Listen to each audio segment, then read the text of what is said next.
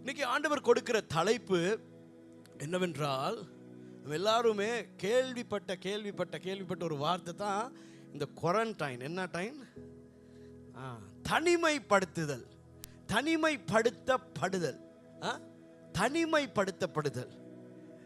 இன்னைக்கு ஆண்டவர் கொடுக்கிற வார்த்தை என்னன்னா, தனிமைப்படுத்தப்படுதல் எதற்காக? வை பக்கத்தில் கேளுங்க. வை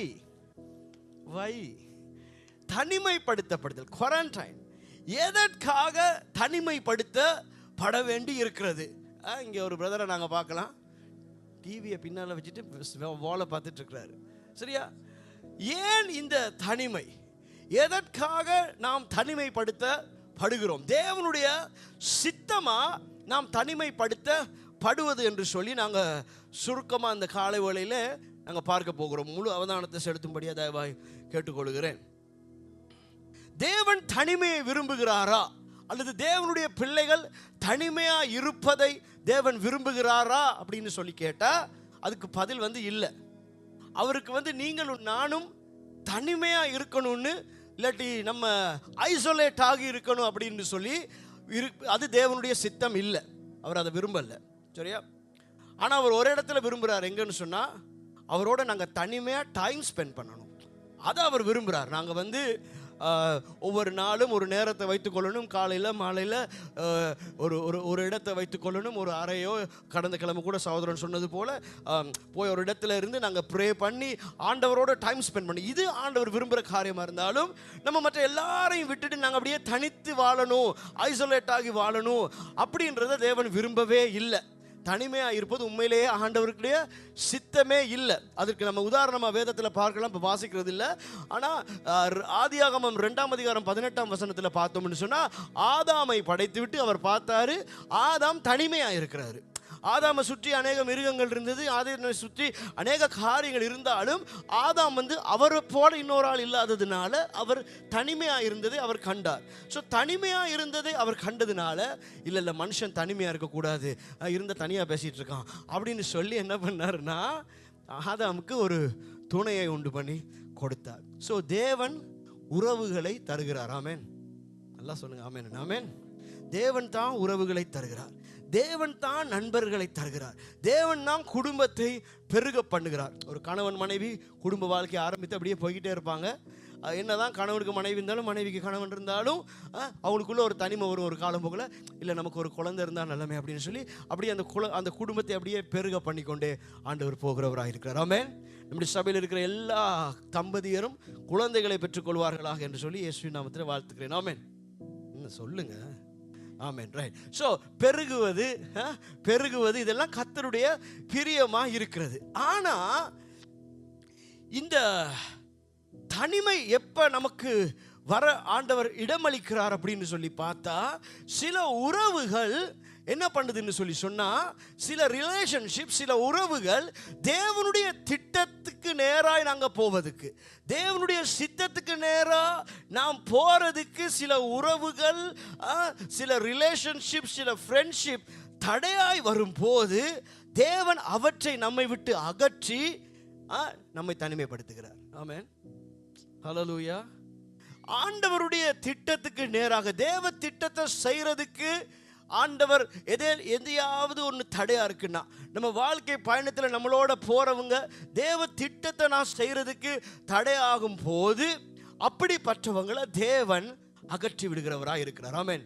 இந்த கோவிட் காலத்தில் நமக்கு தெரியும், இந்த வைரஸ் வந்த உடனே என்ன பண்ணாங்கன்னா, அவங்கள தூக்கி தனியாக வச்சிருவாங்க. அவங்களோட யாரையுமே சேர விட மாட்டாங்க. ரீசன், அவங்களோட போய் யாரும் சேர்ந்துட்டாங்கன்னு சொல்லி சொன்னால் அவங்களுக்கு அந்த வைரஸ் தொத்திரும். ஆமென்.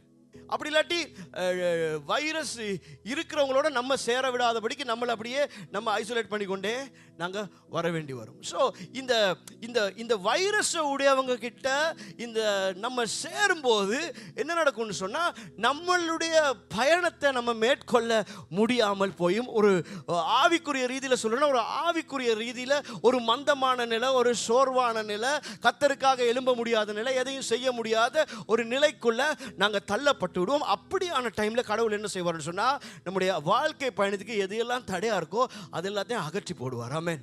அப்போ நம்ம சொல்லுவோம், ஐயோ இப்போ நம்ம ரொம்ப லோன்லியாக ஃபீல் பண்ணுறோம், இப்போ அவங்க இல்லை இவங்க இல்லை, அப்படி இல்லை இப்படி இல்லைன்னு சொல்லி நிறைய குறைகளை சொல்லுவோம். ஆனால் அது நம்முடைய கோலுக்கு, நம்முடைய இலக்கை நோக்கி போவதுக்கு நமக்கு அது தடையாக இருக்கிறபடினால தான் கடவுள் அதை அகற்றினார். ஆமென். புரியுதா? ஆமென். எங்கள் பாட்டி சின்னதில் எனக்கு ஒரு 10 வயசு 8-10 வயசு இருக்கும். எனக்கு ஞாபகம் இருக்குது, கோழி வளர்த்தாங்க. சரியா? கோழி வளர்த்தாங்க. இந்த கோழி வளர்த்த நேரம் ஒரு 10-12 கோழி வீட்டில் இருந்துச்சு. ஆனால் நமக்கு தெரியாது, பாட்டிக்கு தெரியும். பாட்டி சொல்லுவாங்க, அந்த நேரம் அவங்களோட டேர்ம்ஸில் அவங்க சொல்லுவாங்க, இந்த கோழி சோர்ந்து போயிருக்கு, இந்த கோழிக்கு சுகம் இல்லை அப்படின்னு சொல்லுவாங்க. இந்த கோழி சோர்ந்து போயிருக்கு, இது கோழிக்கு சுகம் இல்லை. அப்போ எங்களுக்கு பார்த்தா அப்படி புரியாது, ஏன்னா நாங்கள் சின்னவங்க, இல்லையே எல்லாம் நல்லா தானே இருக்குது, நார்மலாக தானே இருக்குன்னு. ஆனால் பாட்டி கண்டுபிடிப்பாங்க. அது எப்படின்னு சொன்னால், அந்த கோழியோட முகம் வந்து இப்படி ஒரு மாதிரி, கண்ணெல்லாம் இப்படி ஒரு மாதிரி சுருங்கி, முகமெல்லாம் இப்படி ஒரு வாடின மாதிரி இப்படி ஒரு மாதிரி இருக்கும். அப்போ புரிஞ்சிடும் அதுக்குள்ளே ஏதோ ஒரு கிருமி நாசினி உள்ளே போயிடுச்சு அப்படின்னு சொல்லி. கொஞ்சம் நாளடைவில் என்ன செய்யணும், அது இன்னொன்றுக்கு தாகும், அது இன்னொன்றுக்கு தாகும், இது இன்னொன்றுக்கு. அப்போ பாட்டி சொல்லுவாங்க, இது சரியில்லை அப்படின்னு சொல்லி அதை உடனடியாக அதிலிருந்து அதை சுகப்படுத்துவதற்கு என்ன பண்ணுவாங்கன்னு சொன்னால், ஏதோ ஒரு நல்ல ஞாபகம் இருக்குது, ஏதோ ஒரு சின்ன கரண்டியில், மேச கரண்டி மாதிரி ஒன்றில் ஏதோ ஒரு லிக்விடோ ஏதோ மருந்து எதையோ போட்டு அந்த கோழியை பிடிச்சி அந்த வாயை திறந்து அதில் விடுவாங்க. சிலது தெரியுமா, அது என்ன போடுவாங்கன்னு தெரியல. என்ன தம்பி? வீகோ? நீங்கள் ஓகே.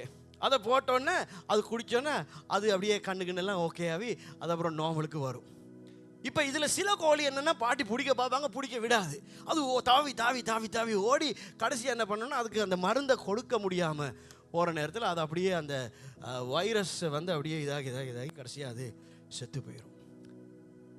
இப்போ என்ன சொல்ல வரேன்னா, இந்த ஒரு கோழிக்குள்ளே தான் முதல்ல இந்த வைரஸ் வந்துச்சு. இது இப்படியே இருந்து பரவி பரவி பரவி இது மற்ற எல்லா கோழியையும் குள்ளே அந்த வைரஸை கொண்டு வர பார்க்குது. ஸோ முதல்ல இந்த கோழிக்கு ட்ரீட்மெண்ட்டை கொடுத்து இந்த கோழியை இதிலேருந்து சுகப்படுத்திடணும். அதே நேரம் அதுக்கு இடம் கொடுக்குதில்லைன்னு சொல்லி சொன்னால், தூக்கியாத நம்ம லைஃப்பில், நம்ம கர்த்தருக்கு நம்ம லைஃப்பில் சேஞ்சஸை கொண்டு வரதுக்கு நம்ம இடம் கொடுக்கணும். ஆமென். ஹல்லேலூயா.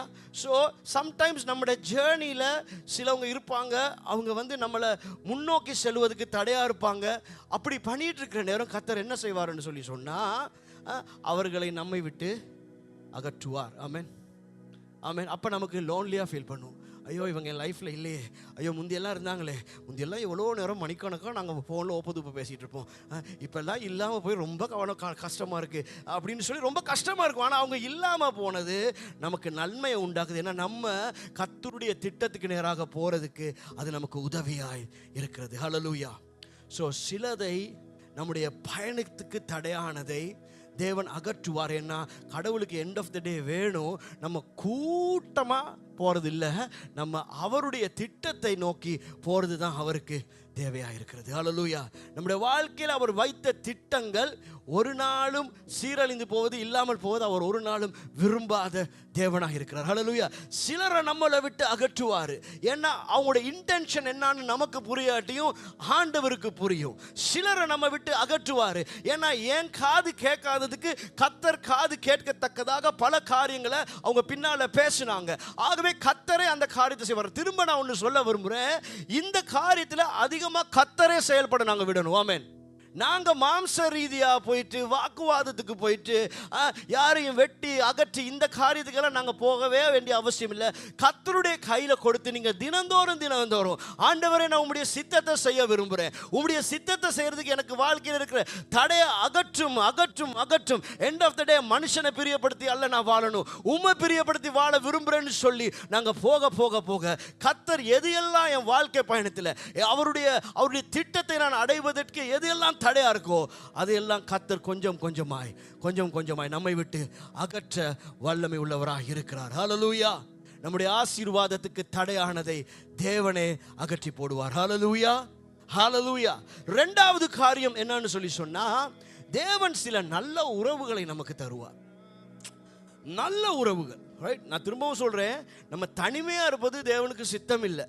ஆகவே தேவன் நமக்கு நல்ல மனிதர்களை தர்றாரு. ஆனால் தேவ திட்டத்துக்கு தடையா இருக்கிறவங்கள தேவன் அகற்றுவார். ரெண்டாவது என்ன நடக்கும்னு சொன்னா, தேவன் இன்னும் சில நல்ல உறவுகளை தருவார். ஆனா அந்த உறவுகள் நமக்கு உண்மையா ஜெனுவினா நம்மளை நேசிக்கிறவங்களா இருப்பாங்க. எப்படி இருப்பாங்க சொல்லுங்க? ஜெனுவினா நேசிப்பாங்க. அவங்க கிட்ட கள்ளம் கபடம் எல்லாம் இருக்காது. தப்புனா தப்புன்னு சொல்லுவாங்க. முன்னால சிரிச்சிட்டு பின்னால போயிட்டு எனக்கு பிடிக்கல அவர் செஞ்சது, எனக்கு பிடிக்கல அவங்க சொன்னது, ஆனால் நான் என்ன செய்யணும்னு சொல்ல மாட்டாங்க. முகத்துக்கே சொல்லுவாங்க, ஏய் நீ பேசுகிறது தப்பு, நீங்கள் செய்கிறது தப்பு அப்படின்னு முகத்துக்கே பேசுகிற உண்மையான ஜெனுவின் ஆக்களை ஆண்டவர் நமக்கு தருவார். ஆமென். ஆனால் பிரச்சனை என்னென்னா, நமக்கு தான் ஜெனுவின் பிடிக்காது. நம்ம பஞ்சிகாவத்தில் டூப்ளிகேட் வாங்கி வாங்கியே பழகியாச்சு. நமக்கு ஜெனுவின் பிடிக்காது. நமக்கு முகஸ்துதி தான் ரொம்ப பிடிக்கும். வார்த்தையை வாசிப்போம். எபிரேயர் 12ஆம் அதிகாரம் 6ஆம் வசனத்திலிருந்து 8ஆம் வசனம். Hebrew chapter 12 verse 6 to 8. கர்த்தர் எவனிடத்தில் அன்பு கூறுகிறாரோ, கர்த்தர் எவனிடத்தில் அன்பு கூறுகிறாரோ அவனை அவர் சிட்சித்து அவரை அவன் சிட்சிக்கிறார். ஆமென். ஆகவே யாரில் அவர் உண்மையா அன்பா இருக்கிறாரோ அவங்க தப்பான வழியில போகக்குள்ள, தவறானதை செய்யக்குள்ள சிட்சிப்பாரா. தாம் சேர்த்துக் கொள்ளுகிற எந்த மகனையும் தண்டிக்கிறார் என்று பிள்ளைகளுக்கு சொல்லுகிறது போல உங்களுக்கு சொல்லி இருக்கிற புத்திமதியை மறந்தீர்கள். உங்களுக்கு சொல்லி இருக்கின்ற அவர் யாரெல்லாம் நேசிக்கிறாரோ அவங்களெல்லாம் அவர் தண்டிப்பார். ஆமென். அவர் யாரெல்லாம் நேசிக்கிறாரோ அவங்க எல்லாம் தவறான வழியில போகல, ஏய் போகாதன்னு சொல்லி தண்டிப்பாரு, தடுப்பாரு, நிறுத்துவார். ஓகே. நீங்கள் சிட்சையை சகிக்கிறவர்களாய் இருந்தால், நீங்கள் சிட்சையை சகிக்கிறவர்கள் தான். நல்லா கேட்டுக்கோங்க. அப்படி அவர் தண்டிக்கும் போது, அப்படி அவர் உங்களுடைய குறைகளை சுட்டி காட்டும் போது, அவர் சிலதுக்கு நோ சொல்லும் பொழுது நீங்க அது எல்லாவற்றையும் சகிக்கிறவர்களாய் இருப்பீர்கள் என்றால், தேவன் உங்களை புத்திரராக எண்ணி நடத்துகிறார். தேவன் உங்களை புத்திரராக எண்ணி நடத்துகிறார். தகப்பன் சிட்சையாத புத்திரன் உண்டோ? தகப்பன் சிட்சையாத புத்திரன் உண்டோ? எந்த தகப்பன் இதுல யாரும் சொல்ல முடியும்? என்ன அப்பா என்ன ஒரு நாளும் சிட்சிக்கல, என் அம்மா எனக்கு ஒரு நாளும் திட்டவே இல்லை, என் அம்மா எனக்கு ஒரு நாள் பேசுனதே இல்லைன்னு யாருமே சொல்ல முடியாது. ஓகே. எல்லாருக்கும் கிடைக்கும் சிட்சை, எல்லாருக்கும் கிடைக்கும் சிட்சை உங்களுக்கு கிடையாதிருந்தால் நீங்கள் புத்திரராயிராமல், நீங்கள் தேவனுக்கு புத்திரராயிராமல் வேசி பிள்ளைகளாய் இருப்பீர்கள். அப்ப நம்ம சொல்றோம்னா நம்ம தேவனுடைய பிள்ளைகள் என்று சொல்லி அவர் கடிந்து கொள்வார், அவர் சிட்சிப்பார். அது நமக்கு நன்மைக்கே. ஹல்லேலூயா. அதே போல தேவன் சில உறவுகளை நமக்கு தருவார். அந்த உறவுகள் தேவன் ஏன் நம்மளோட இணைக்கிறார் அப்படின்னு சொல்லி சொன்னா, நம்ம வாழ்க்கை பயணத்துக்கு அவங்க ரொம்ப ஹெல்ப்ஃபுல்லா இருப்பாங்க. எதுக்கு ஹெல்ப்ஃபுல்லா இருப்பாங்கன்னா, நம்முடைய வாழ்க்கையில பரிசுத்தம் பெருகுவதற்கு ஹெல்ப்ஃபுல்லா இருப்பாங்க. ஆமென். நீங்களே யோசிச்சு பாருங்க. என் வாழ்க்கையில இந்த 4-5 பேர் அப்படியே இருக்கிறாங்க, எப்ப பார்த்தாலும் என்ன சுத்திக்கிட்டே இருக்காங்க. இவங்க என் வாழ்க்கையில அடுத்த படிக்கு போறதுக்கு உதவி செய்யற ஆக்களா, பிடிச்சி கீழே இழுக்கிற ஆக்கலான்னு கொஞ்சம் யோசிச்சு பாருங்க. 2-3 முகம் தெரியும் அப்படி பார்த்தா. சரியா? எப்படி இருப்பாங்கன்னு சொல்லி சொன்னா, நீங்க தப்பு பண்ண நேரம், ஏய் இது தப்பு, இது ஆண்டவருக்கு பிரியவில்லைன்னு சொல்லுவாங்க. நீங்க சரியானதை செய்யற நேரத்தில், ஏய் நீங்க நல்லா செய்றீங்க அப்படின்னு தட்டி கொடுப்பாங்க. நீங்களே யோசிச்சு பார்த்தீங்கன்னா, நான் சரியாத்தான் செஞ்சேன், தப்பத்தான் செஞ்சேன், ஆனால் இந்த ஆள் நல்லா இருந்துச்சுன்னு சொன்னிச்சே அப்படின்னு சொல்லுவீங்க. அந்த ஆளை முதல்ல கட் பண்ணுங்க. அந்த ஆள் சரி வராது லைஃப்ல. நீங்க எடுத்து ஏதாவது தப்பா பேசிட்டு இருப்பீங்க. ஆமா பிரதர், ஆமா சிஸ்டர் அப்படின்னே பேசிட்டு இருப்பாங்க. அப்புறம் யோசிப்பாங்க, இந்த ஆள் என்ன திருத்துறாள் இல்லை. ஏன்னா உங்களுக்கு ஒரு திடீர்னு உங்களுக்கு ஒரு ஞானம் ஒன்று பிறக்கும். பிறந்த உடனே, ஓ நான் பேசுனதெல்லாம் தப்பு தானே, ஆனால் அந்த ஆளும் சேர்ந்து ஆமான்னு ஜாலரா அடிச்சு தானே. அந்த ஆள் உங்க ஜேர்னிக்கு சரி வராது. அந்த ஆள் சரி வராது.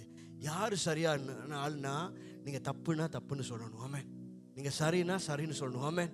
உங்களை தட்டி கொடுக்கணும். அதே நேரத்தில் கண்டிக்க வேண்டிய இடத்துல கண்டிக்கிற நல்ல உறவுகளை தேவன் உங்களுக்கு தருவார். ஆமென். நீதிமொழிகள் 27, Proverbs chapter 27 verse 6. Proverbs chapter 27 verse 6.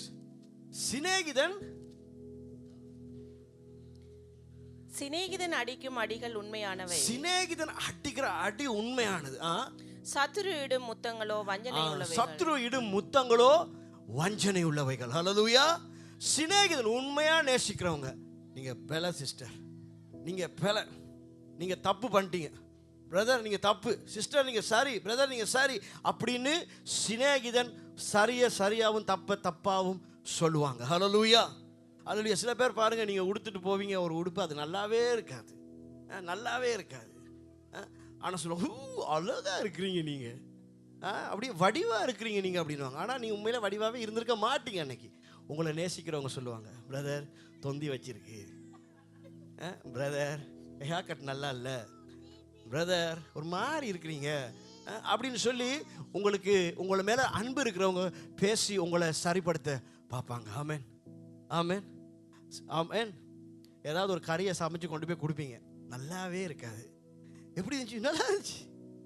அவங்க உண்மையிலேயே உங்களை நேசிக்கல. ஏன்னா அவங்க நேசிச்சாங்கன்னா அவங்க சொல்லுவாங்க, அவங்க முகஸ்துதிக்காக வார்த்தை சொல்லுது, இடு முத்தங்களோ வஞ்சனை உள்ளவைகள். அவங்க சொல்லுவாங்க, இல்லை இது நல்லா இல்லை, இது வந்து நீங்கள் இதில் ஏதோ கொஞ்சம் காரம் கூடிட்டு, இல்லாட்டி கடுகு சீரகம் ஏதோ ஒன்று கூடிட்டு குறைஞ்சிட்டு ஏதோ ஒன்று சொல்லி உங்களை திருத்த பார்ப்பாங்க.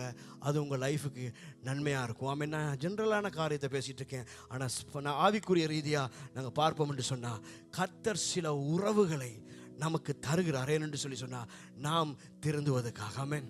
இதுக்கு முதல்ல என்ன வேணும்னு தெரியுமா? தாழ்மை வேணும். ஆமென், தாழ்மை வேணும். இதில் என்ன பிரச்சனைனா, தாழ்மை இல்லை. எனக்கு எல்லாம் தெரியும், நான் எல்லாம் தெரிந்த பண்டிதர், என்னை திருத்துறதுக்கு ஒன்றுமே இல்லை அப்படின்னு நினைக்கிறவங்களை கர்த்தரால் ஒன்றுமே செய்ய முடியாது. ஆமென். நான் முதல்ல பார்த்த பற்றி கண்டிக்கும் பொழுது கொஞ்சம் கசப்பாக தான் இருக்கும். சரியா? கண்டிக்கும் போது கொஞ்சம் கசப்பாக இருக்கும். இந்த வைரஸ் வந்த நேரம் சரியா, ஒவ்வொரு ஆக்கள் ஒவ்வொரு ட்ரீட்மெண்ட் எடுத்தாங்க. என்னது? ஒவ்வொரு ஆக்கள் ஒவ்வொரு ட்ரீட்மெண்ட் எடுத்தாங்க. அப்போ இந்த செட்ரிக்ன்ற இந்த லெமன் வாட்டர்லாம் குடித்தாங்க. சரியா? இந்த லெமன் வாட்டர்லாம் குடித்தாங்க. தண்ணியில் இப்படி லெமனை போட்டு, தேங்க்யூ பிரதர் கொண்டு தந்ததுக்கு, இந்த லெமனை போட்டு இதை குடிக்கக்குள்ள கொஞ்சம் கஷ்டமாக இருக்கும், கொஞ்சம் கஷ்டமாக இருக்கும். ஆனால் இதை வந்து என்ன செய்யுதுன்னு சொன்னால், எனக்குள்ள சில பெரிய இது இல்லை, ஆனால் ஒரு ஸ்டார்டிங் ஸ்டேஜில் சில கிருமிகளை வந்து அழிக்கிறதுக்கு இது உதவியாக இருக்குது. ஆமென். சில கிருமிகள் இதை அழிக்கும். ஆமென். ஆனால் நான் சொல்கிறேன், இது வந்து பெரிய ஒரு இது மாற்றத்தை உண்டு பண்ணாது. இது மாதிரி சில காரியங்களை வந்து கர்த்தர் நம்முடைய லைஃப்பில் அனுமதிப்பார். ஏன்னு சொன்னால், சில நண்பர்கள், சில நம்மளோட பிரயாணிக்கிறவங்க நமக்கு அறிவுரை சொல்லுவாங்க, நமக்கு இதை வேணாம் அப்படின்னு சொல்லுவாங்க. அந்த நேரத்தில் நம்ம அதுக்கு கேட்டு அதை செய்யும் பொழுது அது நமக்கு ஒரு ஆசீர்வாதமாக மாறுகிறதா இருக்கிறது. ஆனால் எப்போ இப்படிப்பட்ட நல்லவங்களும் நம்மளை விட்டு போவாங்கன்னு சொல்லி சொன்னால், என்றைக்கு அந்த அறிவுரைகளை நம்ம கேட்க முடியாமல் அவங்க எங்களுக்கு ஆசீர்வாதமாக இருக்கிறதுக்கு ஆண்டவர் வைத்திருக்கும் போதும் நாம் அதற்கெல்லாம் செவிசாய்க்காம நாம் வந்து அவங்களையே நம்ம வழிக்கு கொண்டு வர பார்ப்போம் இல்லையா? அவங்களையே நம்ம வழிக்கு கொண்டு வர பார்ப்போம், அவங்களையே நாங்கள் மாற்ற பார்ப்போம். அவங்க எங்களுக்கு நல்வழியை காட்டி நம்மளை நடத்த போகும் பொழுது நாங்கள் அவங்களையே மாற்ற போகும்போது ஆண்டவர் பார்ப்பார், இல்லை உனக்கு புரியுது இல்லை அப்படின்னு சொல்லி சில காலம் ஆண்டவர் செய்வார்னா, அப்படிப்பட்ட நபர்களை நம்ம விட்டு அகற்றி நம்மளை தனிமைப்படுத்துவார். அப்போ நம்ம போகிற பிரயாணத்தில் நம்ம ஒரு கட்டத்தில் ரியலைஸ் பண்ணுவோம், அவங்க எனக்கு நல்லதெல்லாம் சொன்னாங்களே, அவங்க சொன்ன நல்லதை நான் கேட்காம போனேனே. அவங்க எனக்கு நல்லது தானே சொல்லி கொடுத்தாங்க, இதை செய்யாதீங்கன்னு நல்லது தானே சொன்னாங்க, இது நல்லா இல்லைன்னு நல்லது தானே சொன்னாங்க, நான் கேட்காம போனேன்னு சொல்லி ஒரு பீரியட் ஆஃப் டைமுக்கு பிறகு தான் நாங்கள் ரியலைஸ் பண்ணுகிறவர்களாக இருக்கிறோம். ஸோ முதலாவது நாங்கள் பார்த்தோம், ஆண்டவர் எங்களை தனிமைப்படுத்துகிறாரேன்னு சொல்லி சொன்னால், சிலர் நம்முடைய ஜேர்னியிலேருந்து நம்மளை குழப்பிக்கொண்டே இருப்பாங்க, அவருடைய திட்டத்துக்கு நேராக போக விட மாட்டாங்க. அப்படிப்பட்டவர்களை தேவன் எங்கள் வாழ்க்கையிலிருந்து அகற்றுவார். ரெண்டாவது, ஆண்டவர் நல்ல மனிதர்களை நமக்கு கொடுப்பார், நல்ல உறவுகளை கொடுப்பார், நமக்கு நல்ல வழிநடத்தக்கூடியவங்களை கொடுப்பார், நமக்கு சரியது பிழையது என்று சுட்டி காட்டுகிற நல்ல நண்பர்களை தேவன் கொடுப்பார். ஆனால் நம்ம அவங்களுடைய வார்த்தைகளுக்கு கீழ்ப்படியாமல் அதை நாங்கள் அசட்டையா என்ன ஒரு கட்டத்தில் தேவன் அவர்களை அகற்றி நம்மை தனிமையாக்கி நமக்கு கற்றுக் கொடுப்பார் எது சரி எது தவறு என்று சொல்லி. ஹல்லேலூயா. மூன்றாவது காரியம், சிலர் மேல ஒரு விசேஷித்த அழைப்பை ஆண்டவர் வைப்பார். சிலர் மேல ஒரு விசேஷித்த அழைப்பு இருக்கும். அந்த அழைப்பு எப்படிப்பட்டதுன்னு சொல்லி சொன்னா, ஆண்டவர் அவங்க மேல வைத்திருக்கிற அந்த அழைப்பு நிமித்தம் அவங்க தனியாகத்தான் அவங்க பயணிக்க வேண்டும். தனிமையான்னு நான் சொல்லும் பொழுது யாருமே இருக்க மாட்டாங்க அப்படின்ற அந்த தனிமை அல்ல, எல்லாம் இருப்பாங்க. ஆனால் அநேக நேரங்களில் கர்த்தர் அவங்கள வைத்து ஒரு பெரிய காரியத்தை, ஒரு பெரிய திட்டத்துக்கு நேராக கொண்டு போகும்பொழுது தேவனே சில காரியங்களை அவங்கள விட்டு அகற்றி, சில காரியங்களை அவங்களோட சேர விடாமல் பண்ணி, ஆண்டவரே அவங்கள உருவாக்கி எடுப்பார். ஏன்னா அவங்க மேலே வைத்திருக்கிற அழைப்பு அப்படி, அவங்க மேலே இருக்கிற திட்டம் அப்படி, அவர்களை கொண்டு கர்த்தர் ஒரு பெரிய காரியத்தை செய்ய இருக்கிறாரு. ஆகவே இது நாங்களாவே செய்ய தேவையில்லை, இது கர்த்தரே நம் வாழ்க்கையிலே செய்கிற ஒரு செயலாய் இருக்கிறது. ஹல்லேலூயா. இந்த அழைப்புக்கு எல்லாருமே அழைக்கப்பட மாட்டாங்க. இது சிலர் கர்த்தரால பிக் பண்ணப்பட்ட சிலரை ஆண்டவர் அப்படி தனிமைப்படுத்தி அப்படி நடத்துகிறவராக இருக்கிறார். அது வெளியில இருந்து பார்க்குறவங்களுக்கு ஐயோ ரொம்ப கஷ்டப்படுற மாதிரி இருக்கும். அவங்களும் கஷ்டத்தில் தான் போனாங்க. ஆனால் அவங்களுடைய அந்த கஷ்டத்தில் கர்த்தர் அவர்களுக்கு பலனாகவே இருந்து அவர்களை மாற்றி மாற்றி மாற்றி மாற்றி அவருடைய ஒரு பெரிய திட்டத்துக்கு நேராக அவர்களை நடத்தி கொண்டிருக்கிறார். ஹல்லேலூயா, ஹல்லேலூயா. மோசேயுடைய வாழ்க்கையை நாங்கள் பார்ப்போம்னு சொல்லி சொன்னால், மோசே மேலே ஒரு பெரிய பரம அழைப்பு காணப்பட்டது. அவருடைய வாழ்க்கையில் இருந்த அந்த பெரிய அழைப்பின் நிமித்தம் அவரை ஆண்டவர் வேறே அப்படியே பிரித்து எடுத்தார். அவர் ஒரு நாள் அவருடைய தாய் என்ன செய்து பிளந்து 3 மாதங்கள் என்ன செய்கிறாங்கன்னா ஒரு நாணல் பெட்டியில் போட்டு அப்படியே தண்ணியில் அனுப்புகிறாங்க. அவங்க அப்படியே போகிறாரு. அன்றைக்கு பார்த்து பார்வோனுடைய மகள் குளிக்கும்படியாக அந்த நதியோரத்துக்கு வருகிறாள். அவள் மோசையை கண்டு கொண்டு போயிட்டு பார்வோனுடைய வீட்டில் வைத்து 40 வருடமாய் மோசே அங்கே வாழ்ந்து வருகிறார். இது ஒரு கோ இன்சிடென்ஸ் இல்லை, இது பரலோக தேவனுடைய பரலோக திட்டமாக இருந்தது. ஆமென். இப்போ அங்கே போயிட்டு இந்த மோசே வளர்றாரு. அந்த வீட்டில் ஒரு இளவரசனாக அவர் வளர்றாரு. ஒரு எல்லா ஆசீர்வாதங்களோடும் கூட வளர்றாரு. ஒரு மேன்மையான வாழ்க்கை மோசேக்கு அங்கே கிடைக்கிறது. பார்வோண்ட மாளிகையில் வாழ்றதுக்கு ஒரு தயவு கிடைக்கிறது, நல்ல படிப்பு கிடைக்கிறது, நல்ல பிரிவிலேஜ், நல்ல சலுகைகள் கிடைக்கிறது. ஆகவே ஃபர்ஸ்ட் 40 இயர்ஸ் மோசே ஒரு நல்ல ஆசீர்வாதமான வாழ்க்கையை வாழ்கிறதை நாங்கள் பார்க்கிறோம். அதுக்கு பின்பு அடுத்த 40 வருஷம் எதற்காகண்டா மோசேக்கு ஒரு பெரிய திட்டம் இருக்கு. இப்போ அந்த திட்டத்தை ஃபுல்ஃபில் பண்றதுக்காக மோசே போக வேண்டி வந்துச்சு ஆடுகளை மேய்ப்பதற்கு காட்டுக்குள்ள. இப்போ இங்க வைத்து தான் என்ன நடக்குதுன்னா மோசே தனிமையாக்கப்படுகிறார். மோசே தனிமையாக்கப்படுகிறார். முதல் 40 வருடத்தில் எல்லாருமே அவரோட இருந்தாங்க. அவரோட அரசாங்கமே இருந்துச்சு, தாய் இருந்துச்சு, ராஜா இருந்தாரு, எல்லா வேலைக்காரங்க இருந்தாங்க, வசதிகள் இருந்துச்சு, எல்லாமே இருந்துச்சு. First 40 years. The next 40 years யாருமே இல்லை. பேசுறதுக்கு யார் இருந்தா? ஆடு மாடு தான் இருந்துச்சு, யாருமே இல்லை. ஆனால் இந்த 40 வருஷமும் என்ன நடந்துச்சுன்னா தேவன் மோசேயை உருவாக்கி கொண்டிருந்தார். ஹல்லேலூயா. நாங்கள் இன்றைக்கி சொல்லுவோம் மோசே ரொம்ப பொறுமை உள்ளவர். அந்த பொறுமை சும்மா வரல, அந்த பொறுமைக்கு 40 வருஷம் ட்ரைனிங் எடுத்தார். ஆமென். அந்த பொறுமை சும்மா வரல. 40 இயர்ஸ் ஆஃப் ட்ரைனிங். 40 வருஷம் அவரை ஆண்டவர் காட்டில் வைத்து அந்த ஆடுகளோடு அவரை ஆண்டவர் மாற்றி எடுத்தார். அவருக்குள்ள தாழ்மை உண்டு பண்ணினார். அவருக்குள்ள அவர் நல்ல ஒரு பெரிய ஒரு மாளிகையில் இருந்ததுனால, அவர் கைக்கு காலுக்கெல்லாம் வேலைக்கு ஆட்கள் இருந்ததுனால அவர் எந்த வேலையுமே செய்திருக்க மாட்டார் சில நேரத்தில். ஆனால் இங்கே வந்தால் எல்லா வேலையும் அவர் தான் செய்யணும். அங்கே அவருக்கு தண்ணி கொண்டு வந்து கொடுக்குறக்கும் ஆள் இருந்திருக்கும், இங்கே ஆடுகளுக்கு இவர் தான் தண்ணி கொண்டு போய் கொடுக்க வேண்டியிருந்துச்சு. இது மாதிரி எல்லா காரியத்திலுமே 40 வருஷம் ஆண்டவர் அவரை தனிமைப்படுத்தி காட்டுல வைத்து அவரை ஆண்டவர் ட்ரெயின் பண்ணாரு. தாழ்மையை கற்றுக் கொடுத்தாரு, பொறுமையை கற்றுக் கொடுத்தாரு, சாந்தத்தை கற்றுக் கொடுத்தாரு. ஒரு மெதுமையான ஒரு நன்மையான மனிதனாய் தேவன் அவரை மாற்றி அந்த 40 இயர்ஸ் முடிய அடுத்த சாப்டருக்குள்ள ஆண்டவர் கொண்டு வராரு. கொண்டு வரும்போது அந்த தனிமையில் இருந்து இப்போ ஆண்டவர் அவரை கொண்டு வந்து இஸ்ரவேல் ஜனத்தை அவர் கையில் கொடுத்துட்டு சொல்றாரு, இப்போ இவங்களை நடத்துன்னு சொல்லி. அந்த தனிமைப்படுத்தப்பட்ட அந்த 40 வருஷம் தான் மோசேக்கு உதவிச்சு அடுத்த 40 வருஷம் இஸ்ரவேலரை வழிநடத்தி செல்வதற்கு. ஹல்லேலூயா. இன்னைக்கு நம்ம லைஃப்பில் கூட நம்ம சில தனிமையான பாதையில் போய் கொண்டிருக்கோன்னு சொன்னால், சில கடினமான பாதையில் போய் கொண்டிருக்கோன்னு சொன்னால், உன்னை நினைத்து கொள்ளுங்க, கர்த்தர் நம்மளை உருவாக்கி கொண்டிருக்கிறார் ஏதோ ஒரு பெரிய காரியத்துக்காக. ஹல்லேலூயா. விட்டுறாதீங்க.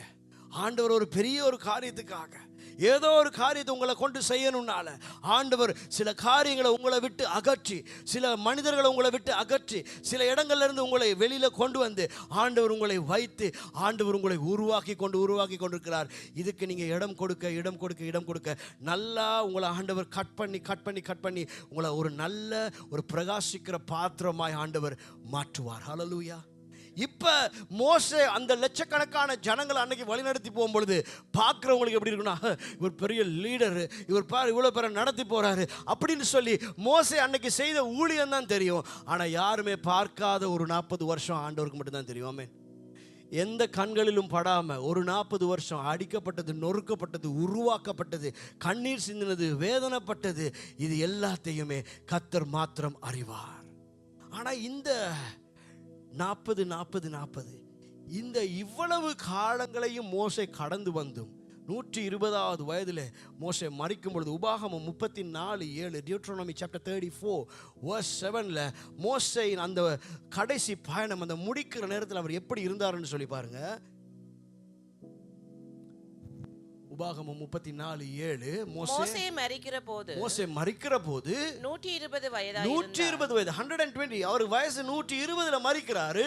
அவன் கண் இருளடையவும் இல்லை, கண் இருளடையவும் இல்லை, அவன் பெலன் குறையவும் இல்லை. பலன் குறையவும் இல்லை. ஹalleluya ஹalleluya. அவ்வளவு ஒரு பயங்கரமான ட்ரைனிங்குள்ள போய் வந்து மோசே ரொம்ப பலன் அடைஞ்சுதான் இருந்தார். ஆமென் ஹalleluya. அவர் தனிமையாக்கப்பட்டது கர்த்தருடைய ஒரு மகா பெரிய திட்டத்தை செய்யும்படியாக. ஹalleluya. கர்த்தர் அவரிடத்திலிருந்து அநேக காரியங்கள் அகற்றினார். பார்வோன் மாளிகை அவரிடத்திலிருந்து அகற்றப்பட்டது, வசதிகள் அகற்றப்பட்டது, எல்லாமே அகற்றப்பட்டது. எல்லா நன்மையும் அவர் இழக்க வேண்டி வந்துச்சு. ஆனால் எதற்காக என்று சொன்னா, ஒரு கர்த்தருடைய மகா பெரிய திட்டத்தை அவர் இந்த பூமியிலே நிறைவேற்ற வேண்டும் என்பதற்காக. ஹalleluya ஹalleluya. கர்த்தர் நம் தனிமையாக இருக்கிறத விரும்பாத தேவன். ஆனால் அவருடைய திட்டத்தை செய்வதற்கு எதையெல்லாம் தடையாக இருக்கோ அதன் காரியங்களை நம்மை விட்டு அவர் அகற்றுவார். ஆமென். எண்ட் ஆஃப் த டே வேணும், அவர் எதற்காக உங்களுக்கு இந்த பூமிக்கு அனுப்பினாரோ அதை அவர் உங்களை வைத்து அவர் செய்யணும். ஹalleluya. அவர் எதற்காக உங்களை இந்த பூமிக்கு அனுப்பினாரோ அவர் அதை உங்களை வைத்து செய்யணும். உங்கள் லைஃப்பில் இன்னைக்கு நீங்கள் சிந்திக்க வேண்டிய காரியம், கர்த்தரோடு பேசின கடைசி காரியம் இதில், இந்த வார்த்தையில் எது எல்லாம் நம்ம லைஃப்பில் அவருடைய திட்டத்தை செய்கிறதுக்கு தடையாக இருக்கோ அதெல்லாம் நம்மளை விட்டு அகன்று போகணும். ஆமென். சில நேரம் நம்மளால் சில காரியங்களை விட்டு வெளியே வர முடியாமல் இருக்கும். ஆனால் ஜெபிங்க, கர்த்தரே உம்முடைய சித்தத்தை செய்கிறதுக்கு என் வாழ்க்கையில் தடுக்கிற காரியம் எது? ஒரு நபராக இருக்கலாம், ஒரு பழக்க வழக்கமாக இருக்கலாம், ஒரு எதுவாக வேணுமுன்னாலும் இருக்கலாம். அந்த காரியம் அகன்று போகணும்னு சொல்லி ஜெபிங்க, கர்த்தர் அதை உங்களை விட்டு அகற்றுவார். ஹalleluya ஹalleluya. சில வேளையில் உங்கள் குடும்ப வாழ்க்கையை நடத்துவதற்கு யாரோ ஒரு நபர், ஏதோ ஒரு காரியம் ஒரே தடையாகவே இருக்கும். இந்த காரியத்தினால என் குடும்பத்தில் சந்தோஷமே இல்லை, இந்த காரியத்தினால என் வாழ்க்கையில் நிம்மதியே இல்லை. ஜெபிங்க, கர்த்தரை தேட முடியாமலே இருக்குது, ஜெபிக்க முடியாமலே இருக்குது, ஆண்டவரண்டையில் நெருங்க முடியாமலே இருக்குது அப்படின்னு எந்த காரியம் தடையாக இருக்கோ நீங்கள் ஜெபிங்க. ஜெபிக்க முடியுது, கர்த்தரை அந்த காரியங்களை அகற்றி அவருடைய திட்டத்துக்கு நேராக நீங்கள் போக உங்களுக்கு உதவி செய்வாராக. ஹalleluya ஹalleluya. ஒரு மனிதன் ஒரு அழகான வீட்டை வாங்கும்படியாக சென்றான். ஹவுஸ் ஃபோட்டோ தாண்ட கேண்ட இமேஜஸ் தான். ஒரு அழகான வீட்டை வாங்கும்படியாய் ஒரு மனிதன் கடந்து சென்றான்.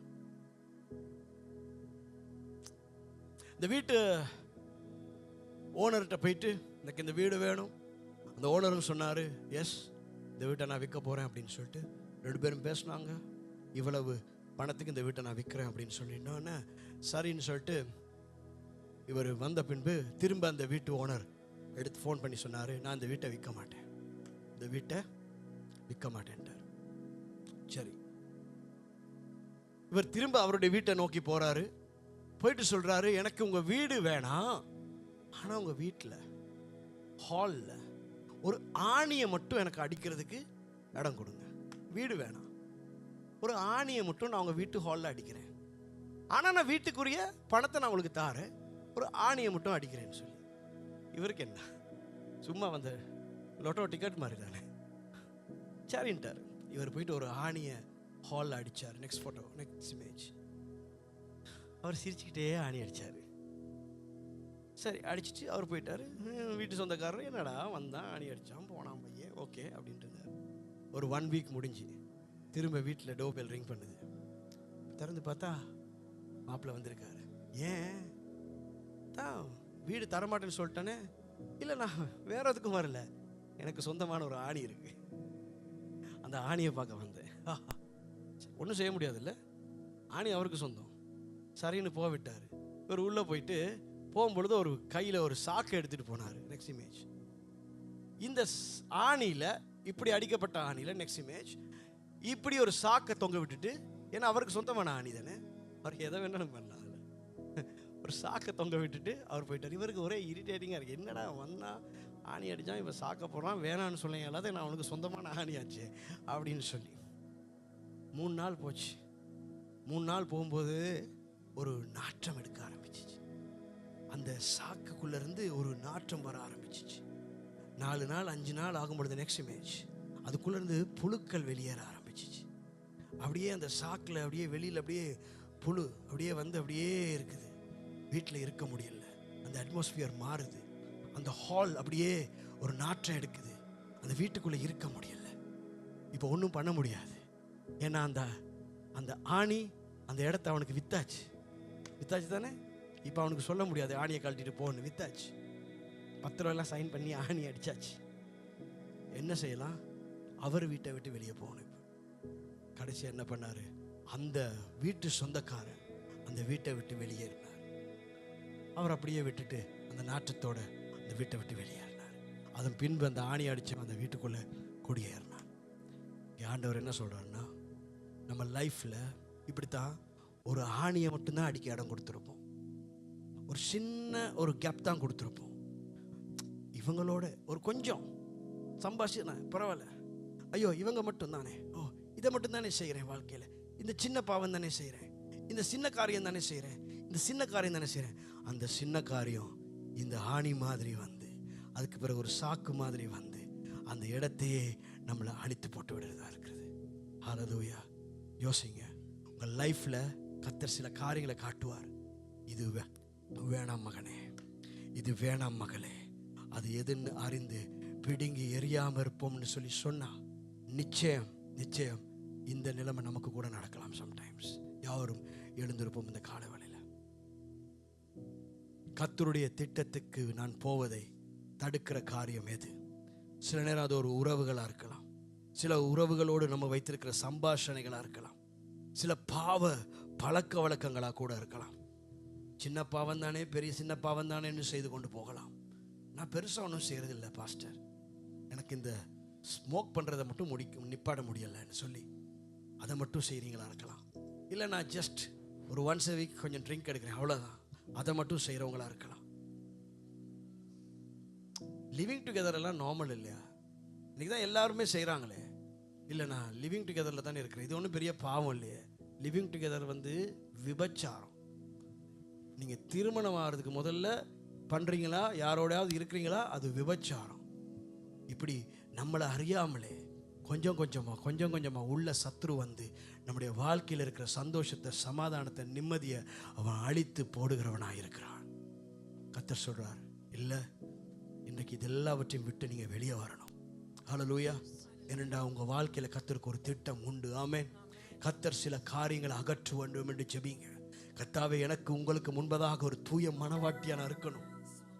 உங்கள் திட்டத்தை விட்டு எதுவும் என்னை பிரித்து போடக்கூடாது. உங்கள் சித்தத்தை விட்டு எதுவும் என்னை பிரித்து போடக்கூடாது.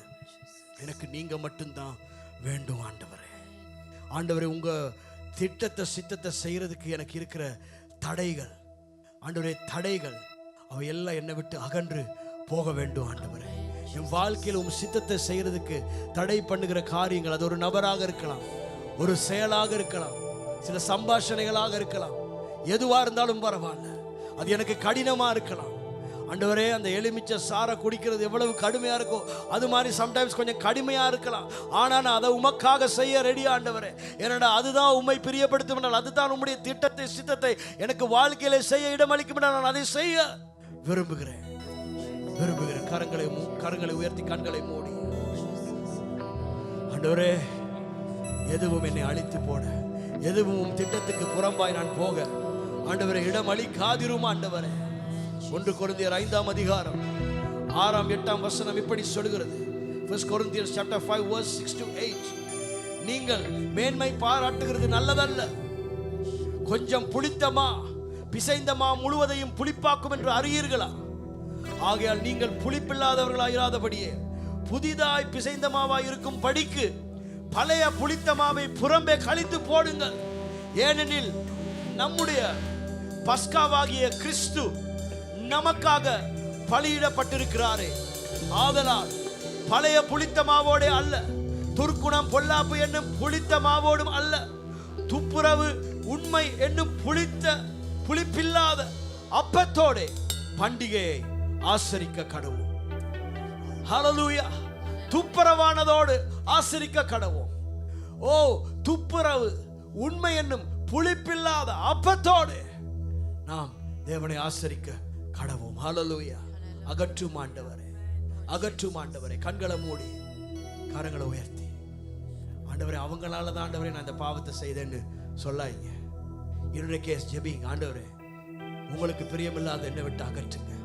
சிலர் ஓட பேசினாலே ஆண்டவரே என் சமாதானத்தை நான் இழக்கிறேன், அகற்றும் ஆண்டவரே. சிலரோட பேசினாலே என் நிம்மதி போகுது, அகற்றும் ஆண்டவரே. சிலர் என்ன கண்டிக்கிறாங்க, தவற சுட்டி காட்டுறாங்க, என்னால் அதை பொறுக்க முடியல. ஆண்டவரே என்ன மாற்றும், அதை சகிக்கிற தன்மையை தாரும் ஆண்டவரே. என் வாழ்க்கைக்கு அவங்க ரொம்ப நல்லவங்க ஆண்டவரே. என் வாழ்க்கைக்கு அப்படிப்பட்ட ஆண்டவரே அட்வைஸ் தேவை, அப்படிப்பட்ட நபர்கள் தேவை ஆண்டவரே. முகஸ்துதிக்காக அல்ல, சத்தியத்தோடு நின்று ஆண்டவரே எங்களுக்கு சத்தியத்தை சுட்டி காட்டுகிற நபர்களை எங்களுக்கு தான்.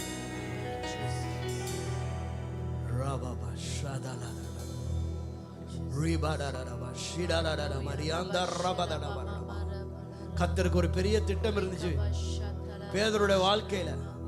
ஒரு கொஞ்ச நேரத்துக்கு முன்பு ஆண்டவர் இயேசு பேதுருவை பார்த்து சொல்கிறார், பேதுருவே, உன்மேல் என் சபையை கட்டுவேன், உன்மேல் என் சபையை கட்டுவேன். பேதுருவே, பாதாளத்தின் கதவுகள் அதை மேற்கொள்வதில்லை. அப்படின்னா இந்த சபை உருவாகிறதுக்கே மூல காரணமா ஆண்டவர் பேதுருவை தான் வைக்கிறாரு. ஆனா அதை சொல்லி few minutesல பேதுரு சொல்றாரு, கர்த்தருக்கு சித்தம் இல்லாத ஒன்றை சொல்றாரு. இப்படி மரணம் வரக்கூடாது, நீங்க இப்படி மரிக்க கூடாது, நீங்க இப்படி அழிந்து போக கூடாது, இதெல்லாம் முடியாது ஆண்டவரே என்றார். ஐயோ, நான் பேதுருவை வச்சு தானே சபையை கட்ட இருக்கிறேன், பேதுரு தப்பா பேசுறாரே அப்படின்னு சொல்லி இயேசு பொறுமையா இருக்கல்ல. அப்பாலே போ சத்ருவேன்னு சொல்லி பேதுருக்குள்ள இருந்து பேசின அந்த அசுத்த ஆவியை ஆண்டவர் துரத்தினார்.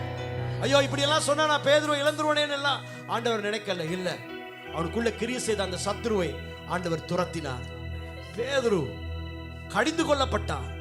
இயேசுவால் பேதுரு கடிந்து கொள்ளப்பட்டார். அதான் உண்மையான அன்பு. தப்புன்னா தப்பு, பயம் இல்லாம சொல்லணும்.